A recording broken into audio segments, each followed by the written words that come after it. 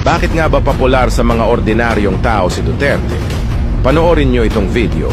Dahil ito ang meron ng isang Duterte na wala sa ibang mayamang politiko.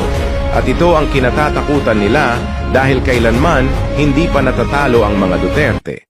Anak kasi siya ng mga yaman, anak ko ng mahirap. Kaya pagdating sa tao, talagang tutumbahin ko siya. Because alam ng tao na mahirap ako. An ideal, baski ano ako, hindi ako tumatawa. Ito si Nogray, always smiling yan. Bako, I seldom smile, may problema. But alam ng tao na I can reach the deepest sentiment of a human being.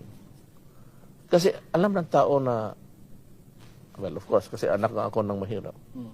Hindi nakukuha ng Nograles. He simply does not admit na yung by orientation, may training na yun. Hindi ka talaga manalo sa akin.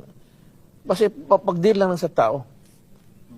Kita mo, even yung mga ano niya, even yung, yung mga advertisements na this is donated by, pati yung mga sardinas mo, lagyan mo ng Nograles.